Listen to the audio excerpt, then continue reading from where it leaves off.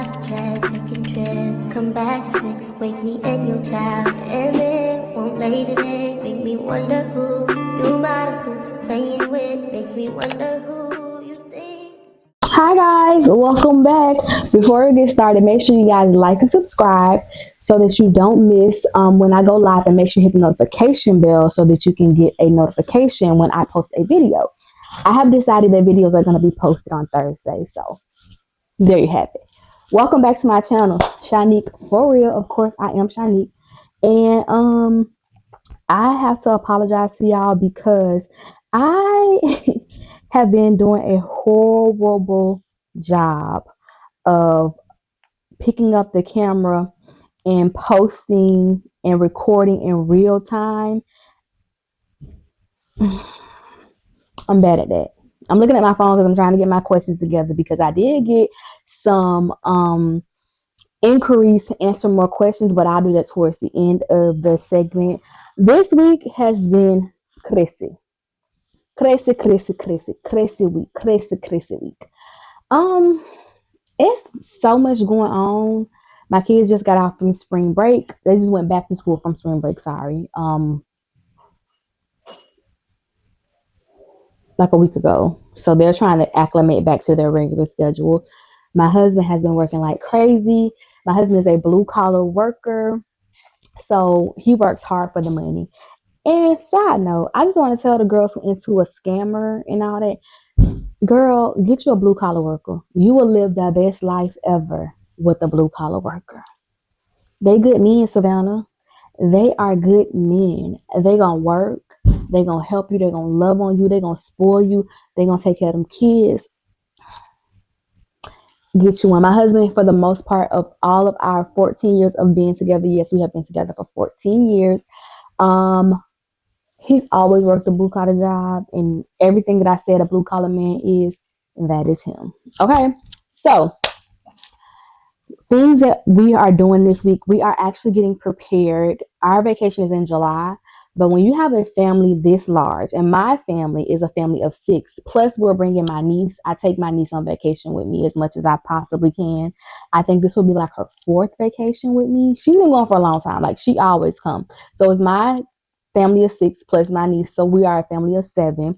But I come from a large family anyways. So my 7 plus my other cousin's family, right there, we at 13 already. Boom. We at 13 already. Boom.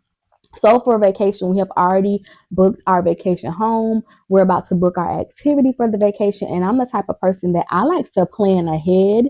We already kind of know our itinerary, so I know what type of clothes we need. So in the coming months, I will be showing y'all different hauls of stuff that I have gotten for vacation, because we have like theme nights. Like, one of the nights that we have is luau night. So for my family, I purposely am wearing like a specific type of shirt so my whole family can wear it. The only people that won't be feeling it is the men in my family. My husband won't care. My 2 sons won't care. My niece and my girls, they gonna love it. And we have a pajama night. So I have some pajamas that I actually wore on my podcast channel. If you're not following Trap Talk Tuesday, please follow it. The link will be in the description box. That I wore for my podcast there. I'm just gonna find a different version of it for my girls, because my girls actually wear like women's sizes. And I saw them last night on Shein, because that's where I got the pajamas from. And I'm gonna get them the short kind. I have the long kind, and then I'll get my men like a blue, like the blue to match. So that's what we're doing. And I'm not worried about my cousin them doing it, because I'm probably the only person that planned this far in advance. That's just what I do. That's just who I am as a person. And also, we are getting ready next weekend for my cousin's baby shower. I started buying stuff, and I'm so excited for him because it's his first baby. And I told y'all I come from a very large family. I'm going to make sure that I vlog and I take a lot of videos so that I can put it up on my YouTube channel, and then I can insert it into my next week's vlog. Okay. I actually started buying the baby stuff, y'all. I'm so obsessed with the stuff that I bought, because look how small these pants are. It's so cute. Like this little stuff is so cute. I actually bought him like a lot of like solid little sets. I think these are so cute for boys. Look how cute that is. And this was like my favorite set. And it's a little bigger, so like we can know what the baby can kind of be out and about when he can wear this. But these were like my second favorite thing. Look how tiny these basketball shorts are. So I'm very excited for my cousin. And if you well, to know my family is to know that nobody don't come half stepping when it come down to birthdays and baby shower gifts and stuff like that. So I know this baby gonna have a lot of stuff. So the rest of my gifts is gonna be like stuff that they can use, like a bottle warmer, a wipe warmer, wipes, like stuff like that. Stuff like you need. I personally think the baby need clothes because when I am. Let me finish. I personally think the baby need clothes because I feel like baby's supposed to change 2-3 times a day, but that's just me. Call me stupid. I did it with my kids. I just feel like, because what I'm gonna do with all these clothes? They gotta change clothes 2-3 times a day to even make a dent in the amount of clothes that you get because everybody buy clothes. But this is my favorite outfit. Y'all look how cute this is. Look how cute this is. And this is a bigger size. It is a 9 to 12, so he'll be bigger when he'll be able to fit this. So I'm very excited about that. And I also did get some inquiries about questions because I want to thank you guys because you all were very receptive to the questions that I had and you liked my answers. So a lot of people asked me to do two things, and I'm going to do the questions last. Um, they asked me to talk about, and my husband's going to actually come on the podcast in probably like a week or so. I'm sorry, not the podcast. My husband's gonna come on the podcast, but he's gonna come here as well to answer some questions about like how we met and just like marriage teams because I think that a lot of times women talk a lot about marriage. We never get the man's perspective. I know his perspective because duh, that's my husband. But I think that when it's out in the open for the public, we don't get the male perspective a lot. So he's gonna come talk to y'all about his perspective, the male perspective, or his male perspective on being married and being in a monogamous relationship. And let me just preface this by saying that yes, he in a monogamous relationship. Let me just say that. Hold on. I'm dying to have a friend date. Not a content date, not a date where we go and we shoot video, like a good friend dinner. But the only thing is, I am 37. My friends are 36 and 37. Everybody is booked. Like, everybody have to be like, I got to get back with you. I'm free on this weekend. I'm not free on this weekend. I'm open this day. I'm not open that day. I can do this time. I can't do that time. It's driving me crazy. I really want to do like a really good friend dinner or picnic or something like that. Which last year I had a tea party theme event and it was absolutely freaking amazing. I'm gonna insert the video so that y'all can see like a little bit of what we did. But we had so much fun at this freaking video. I mean at this freaking event. And the people are like, it's another year. Are you having another event? No, I will not be having another event. The business. Bounce on that shit, bang. Bounce on that shit, bang. Bounce on that shit, bang. Bounce on that shit, no hands. Bounce on that shit, bang. Bounce on that shit, bang. Bounce on that shit, bang. Bounce on that shit, no hands. Run through the river, run through the river with Judas. Run through the river, run through the river with Judas. Staring down the barrel of this gun, yes, he shot me. She's not going to do that because she just is on a journey and she don't want to do that. And also, I also feel like since I came out of bankruptcy, I don't want to put myself in positions that cause me to lose financially. You have to put out a lot of money when you have an event. And even on a small scale event like the event that I had, it was a very small scale. I think we had like 20 people and I still spent like a lot of money to have that event. But since coming out of bankruptcy, I am very careful with my money. I monitor my money a lot. I've always been a budget girl, but it has enhanced. And I always want to make sure that I'm saving money versus issuing out money for stuff like that. Like those events are pricey because I have to get a venue, I have to get food, and a lot of times, and I thank God, a lot of people sponsor a lot of stuff, but still, I still come out of pocket with paying for this stuff. And I'm just not interested in doing that. Like, not currently. I'm thinking like I may do like a cute event for my birthday because I will have all the way until December to plan it. And then my excuse will be, well, it wasn't really an event. It was really my birthday party. So I'm thinking I'm going to do something like that. I'm not sure. I don't know. I did get an inquiry about bankruptcy, and I just want to hit a few key points on it because people tend to think that when you do something that you become like an expert and or a maven at it. I am neither. I am not an expert nor am I a maven at bankruptcy. It just happened to be the best situation for what I was going through, and I feel like um it was the best fit for my finances, my financial situation at the time. So with that being said, I posted a video about my bankruptcy, but I'm gonna talk about it again here because people are asking me about it, and that's like one of my highest viewed videos on TikTok. By the way, my TikTok will be linked in the description box as well. Make sure y'all follow me on TikTok. That was one of the highest viewed videos on my TikTok. I think it's at like 500,000 views or something like that, about me telling people that I filed for bankruptcy. And I'm gonna go through it really quick. I'm not gonna spend a lot of time on it because I have an entire video on this page dedicated to it. So I filed for bankruptcy in September 2024. I went through a company called Upsolve, and I did have assistance with filing some of the paperwork because a lot of the words are like law words. So I spent like a day just trying to figure out what words meant. That's when I was like, no, I need some help. So I did have a second party come in and help me, like answer some questions for me, fill out some paperwork, and I was able to file my paperwork. Upsolve is completely free. Upsolve is completely free. You don't pay for anything. The only thing that you pay for is your filing fee, which I am in Florida, and my filing fee was about $335. But I was able to get a waiver that I didn't have to pay anything to file my paperwork. Shout out to Kira who helped me do that.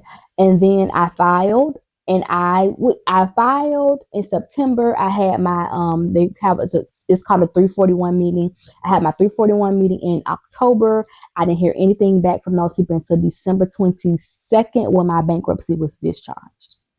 And I discharged right at about probably, I want to say 60,000. I don't know the exact number, but it was around $60,000 worth of debt. The only thing I kept out of my bankruptcy was my car, which,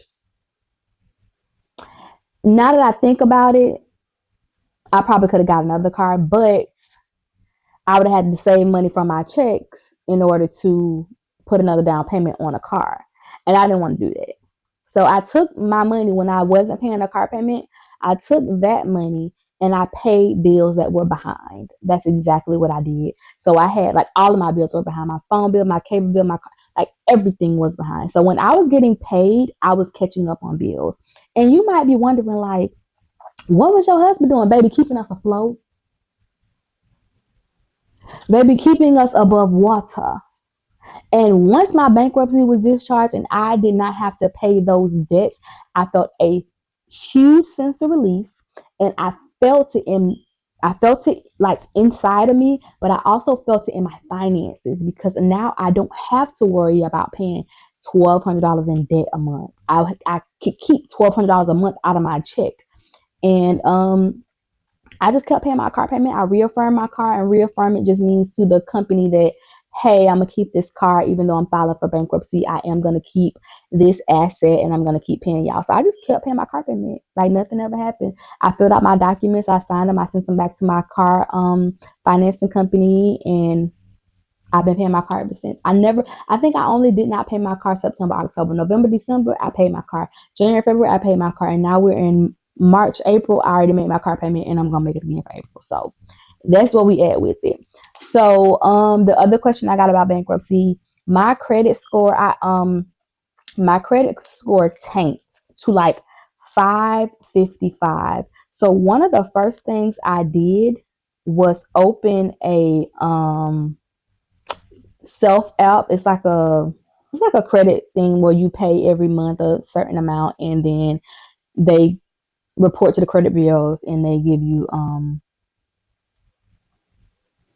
points on your credit score. So when I last checked, which was January like the 2nd, and I opened it up in January, and I made my first payment in February, I owed like, my credit score was like 5 something.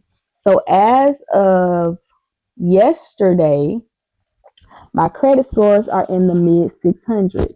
Now, a lot of people will be like embarrassed to show y'all that, but I feel like I'm not embarrassed of that because I know that I'm on a like plan to get myself out of this situation. I know that I'm not going to be here for long. My actual goal is to have myself at a 725 by my birthday. And let's just say it's going to happen. I don't manifest nothing that don't happen. So let's be clear about that. Okay. So I know that people are probably like, your credit is horrible. Duh. My credit was great prior to filing bankruptcy. I think my credit was 702 and 705, which is good. Not great, but good. Like I was in the 700s. And honestly, I would rather not have the debt than to have a good credit score, because all credit really allows you to do is get more stuff. I don't really need more stuff. Like I'm cool with paying for stuff with my paycheck or after paying it. Like I am really cool with it. I'm good. It doesn't affect my life if I cannot purchase. Like, no, I'm good. I feel like God sat me down for these 2 years because the only thing I really want to do is purchase a home, and I can't do that for 2 years until 2 years after filing bankruptcy. And I think the reason God sat me down in for these 2 years is because I have to understand that if I want things that make no sense, I have to trust God so that He can make it make sense for other people. And I say this all the time, and I got it from Pastor Michael Todd. What is counted as crazy in one season will be counted as crazy faith in the next. So though it may not seem like, how you gonna get a house? You file for bankruptcy. Watch God do it. Okay. That's the other thing I wanted to say from my like I told y'all, like I'm God's girl. I am very much a person that I like. I trust God. I'm sorry. I can't. I trust God. Like I trust Him. I know that He's not going to put me in a situation that I cannot come out of. Like weapons may form, but they will never prosper. Get into it. So now I'm going to answer some questions. I did reach out to some people to get some questions, and then people ask me questions. And the thing about this is people actually like my perspective, which I am very appreciative of, because I have not always been the person that I am. But I think here, hold on, I have to find it. So it says, what is the most important lessons you learned from a past relationship? The the biggest lesson that I learned from a past relationship, because I just told y'all I've been with my husband for 14 years, married for 8. The biggest lesson that I learned from a past relationship was with my kid's dad. I learned this about myself. I learned that he was controlling and I can't be controlled. I don't have a personality. My real and true authentic personality is not one that will allow me to dim my light so you can shine.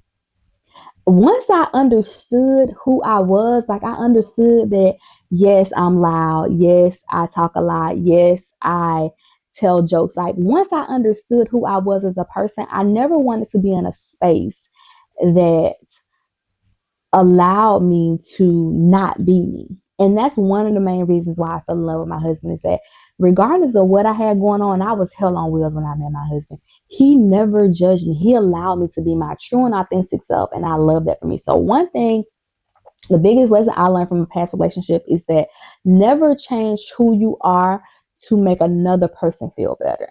Okay? Get into it. Hold on. Why my phone doing this?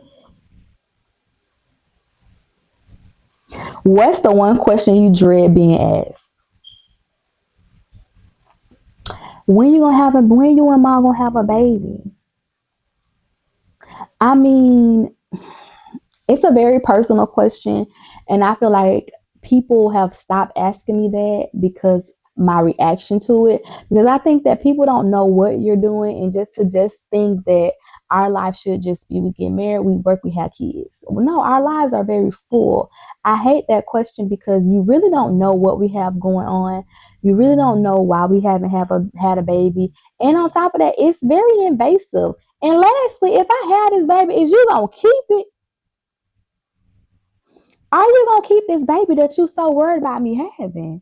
You don't know. Like, I hate that question. I have never asked somebody that question because I feel like you never really know what people are going through. And I um am mutual friends with somebody on social media that she has fertility issues, and her husband have been together for a long time as well. And she's like, that question is like a dagger to my heart.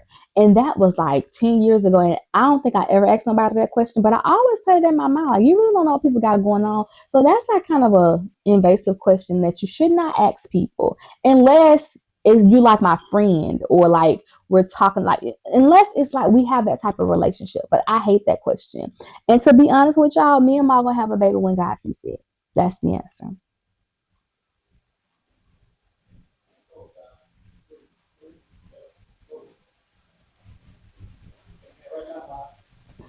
What is one thing you could change about your past if you could? If I could change anything about my past, when I only had one son, and Miss Omega Graham, when I worked at Boys and Girls Club of Palm Beach County, looked at me and said, "You have one baby and you work part time. There is no reason why you shouldn't get your degree. I watch you. You speak well, and you are extremely smart. You definitely should have your degree." That is the only thing that I really, really regret not doing, was going to college and getting my degree when I only had one child. Because I had one child for like 3.5 years. So even if I would have had another child, I would have been basically done with my degree by the time I had a second child. But that's the only thing I regret about my past, is not furthering my education when I didn't have so much going on with myself. Like, I had 3 kids by the time I was 21. It was no way possible I would have been able to get it. Well, retraction. I could have gotten my degree, but it would have been extremely hard. So that's the only thing I really regret, is not getting an education, like not furthering my education when I had the opportunity. Like, and that is something I tell the story all the time. That lady would say that to me all the time, and she would always say, "You are too smart to not further your education. You are," and she always told me, like, "I don't know what you're gonna do, but you're gonna be great at it just because of what I see inside of you." Like, shout out to Miss Omega Graham. Like, no lie to y'all, that's something that stuck with me. And even in my time of doubt or despair, I always knew that it's something about me that's great, because other people see it. People have seen it before I even recognized what it was. And I've always been told that by older women, like, you're going to be great at whatever you do because of the type of person that you are. So, yeah. Okay. Hold on, y'all. What inspires you the most? My children. Um, I have 4 children. I have a 19-year-old, a 16-year-old, a 16-year-old, and a 14-year-old. I don't have twins. My bonus son is 16 as well. My kids inspire me in a way that I didn't even think was possible, because my children are really good kids. And I know everybody say that, but my kids are really, even my 19-year-old, he's a really good kid. He has his flaws. He does stuff that pisses me off all the time. He is irritated, but he is a really good kid. My other son, really good kid, really special kid, very intelligent, very smart. And my children see their future in a way that I never saw my future. And that is so inspiring to me. My oldest daughter sees herself doing so much stuff with her life, and she does things to make sure that she obtains her education so that she can do these great things. Like, and I try to be like the mom that's like, if you can conceive the thought, you can achieve the dream. Like, I try to be that mom. I always encourage them. You can be anything you want to be. Like, if that's what you want to be, then you can be it. Don't let nobody else say, if I brought you here. So if I'm telling you you can do it, you definitely can do it. So I have to say my children. My children inspire me in a way that is like unreal. Like I'm taking a course right now and I'm so inspired by my daughters that just kind of, I don't have to tell them like you need to do your homework. They just kind of do it. No lie to y'all. Like they really just kind of do it.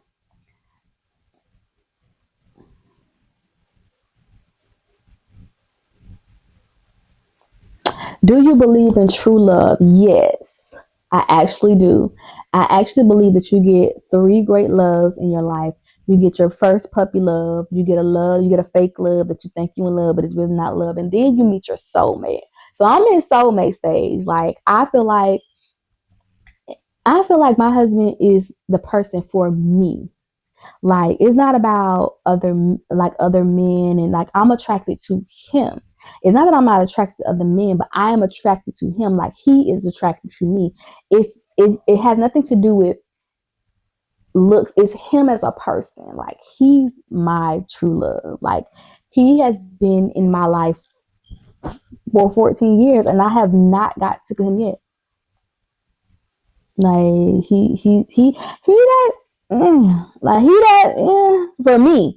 I want to preface it by saying like this is my man is that for me. I'm not saying that your man, like my man is that for me. I want to be very clear when I say that. Like he's my true love for me. Like I love him as much as I did when since the first time I said it. And he getting older with time. He doing this little salt and pepper thing in his beard, and I love it. And yeah. So yes, I do believe in true love, and I married my true love.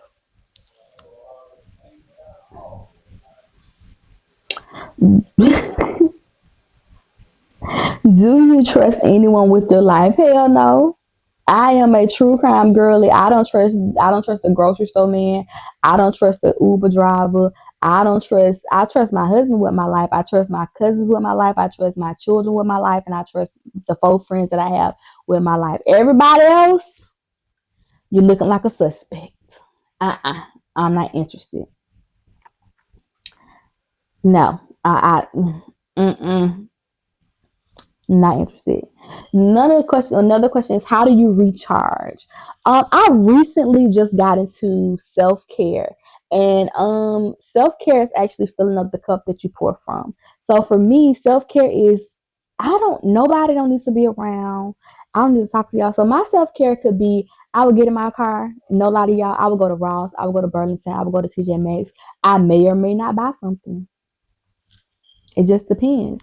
Self care for me is also, I would close my room door, turn on How to Get Away with Murder, Desperate Housewives, Real Housewives of Atlanta, Real Housewives of New York, Scream 1 through 6, and I will watch TV and I will rot in my bed and not care about nothing. And then what I've been doing lately, I've been taking myself to like restaurants and eating by myself. I don't really like it because I'm a talker, but sometimes I'm just like, I'm just gonna sit in this restaurant. I'm gonna sit in Chick-fil-A and have my food, or I'm gonna sit in Tijuana Flats and have my food, or I'm gonna sit in. I don't want to get my food to go. Like last week, me and my husband, there's a restaurant here called Hibachi Express. It's like they make the hibachi really, it's amazing. And he was like, "You want to get it to go?" I was like, "No, let's just sit in." And I think that sometimes I could just decompress and like work my mind down when I do that. If y'all hear my husband in the background, I do apologize. He's doing something out there. I'm not sure what. So yeah, I'm sorry. So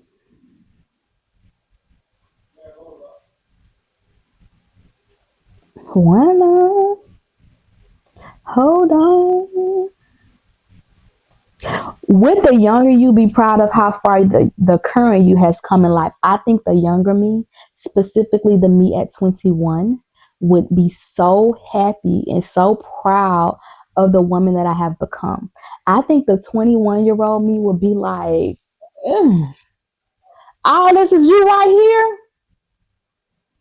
You like yourself? You like how you look? You like your hair? You like your leg? You like everything about yourself? You think this highly of you?" I think the 21, I'm specifically speaking to the 21-year-old version of me and the 14-year-old version of me. I think the first 14-year-old version of me will be so like shocked that you got any of this stuff that you got. And I think the 14-year-old me would be like, girl, what you gonna do with all this stuff? Like, you probably overdid it. And I think the 21-year-old me would be like, I'm so happy that you're happy. So I think the past versions of myself, those 2 years in specifically, and I'll go into details about that on the podcast because I'm telling my life story. Um, I think those two versions of myself will be extremely proud of me. And for a long time, I had nobody to be proud of me outside of my husband. Like my kids were little, and my family's financial, family situation, with my mom, and my dad. So I had nobody to like really just tell me that they were proud of me. So I think 14-year-old me and 21-year-old me would be extremely proud of me. I'm gonna do two more questions. I got like six more. Ooh.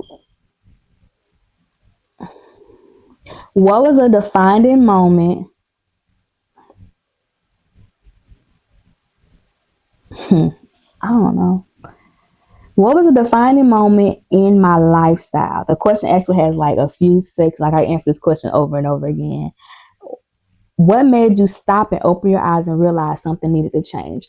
The defining moment in my lifestyle was in 2021. That's when I first got my diagnosis of generalized anxiety disorder and post-traumatic stress disorder, and I've also been diagnosed recently with childhood neglect and something else. I can't remember the last one. So in 2021, I had a period of like 7 or 8 months when I did not sleep. I would sleep for 30 minutes, wake up for 2 hours, sleep for 30 minutes, wake up for 4 hours. Like I was literally getting like combined 2 hours of sleep a night. And I was functioning until one day, I like to say I had like a mini baby breakdown. And I don't even know how it worked out that my kids were not home, but I was hyperventilating. I couldn't breathe. I was crying and I didn't know what was going on with me until the next day. I'm friends with this girl. Her name is Claudia. She's still my friend to this day. We worked together for like 6 or 7 years. She's one of the best people I've met in my life. And I was telling her what's happening. She was like, it sounded like you had a panic attack. I had never had a panic attack before. And she was like, you might need to just go to therapy. But that didn't make me go. So under this wig, there's a lot of hair, a lot of good curly hair. My hair was falling out in clumps, not like a little here, like not like shedding, but falling out. Then I was like, oh no, no, no, no, no, no. I'm lying. It wasn't in 2021, it was in 2019 because I couldn't go back because of the pandemic because the doctor was old. So just insert that. Then I was like, oh no, because I don't care what type of wig y'all see me on, what type of hairstyle y'all see me with on here. Under that, I take care of my real and natural hair. I've always been that girl. I care about my hair. I care about what it looks like. I care. So I started going to therapy then, and the first day, because I also have a condition called IBS-C, which is irritable bowel syndrome with chronic constipation. I have that. And the first thing he said was, do you have stomach issues? I said, yes, I have constipation. This was before I got diagnosed with IBS-C.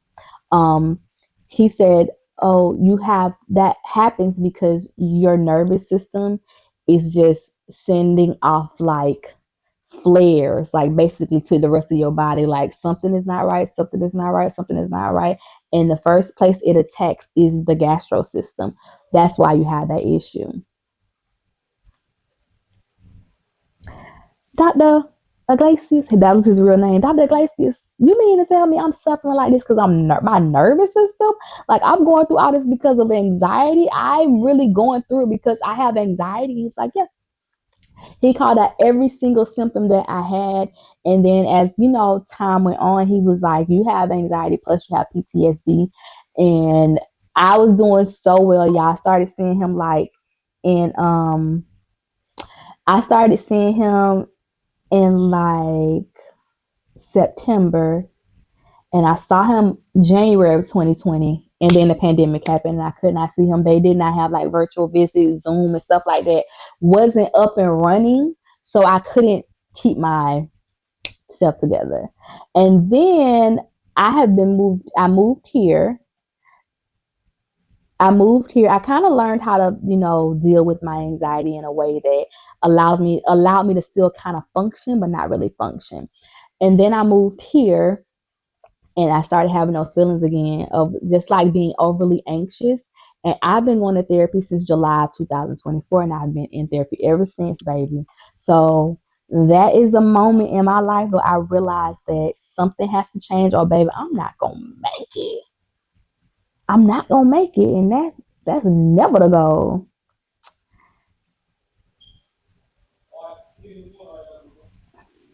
Okay, I'm sorry. The greatest lesson that I have learned in life is that people are going to be people. Regardless of who you are, people are going to be exactly who they are. And that means that because you operate in a certain way and you hold yourself to a certain caliber, that does not mean that they do the same thing. People are going to be exactly who they are. And my biggest lesson in life is to accept people for who they are and me be the best version of myself for me, because I can't control what you do, but I can control what I do. So the biggest lesson that I have learned is to be the best me for me and be the most authentic me for me, because I can't control other people. I can only control my reactions, my comments, and that's the only thing I can control. I cannot control other people. And that's been a long time trying to just function in a place where, well, if it was me, I would have did this. And I had to understand, well, it's not me, it's them. So regardless of what I think I should do or what I think should be, they're not me. So the greatest lesson that I have learned is be the best, true, and authentic self you can to yourself, and let people be what they're gonna be. Leave them where they at, and do not try and change people, because you can't change people. You can only change yourself. That's the best lesson that I have learned. That's the greatest lesson that I have learned, because regardless of anything going on, you're gonna meet and encounter people, and the only person that you can be is yourself. Make sure y'all join next week. Bye. Young and private jets, taking trips. Come back at 6, wake me and your child. And then won't lay today, make me wonder who you might have been playing with. Makes me wonder who.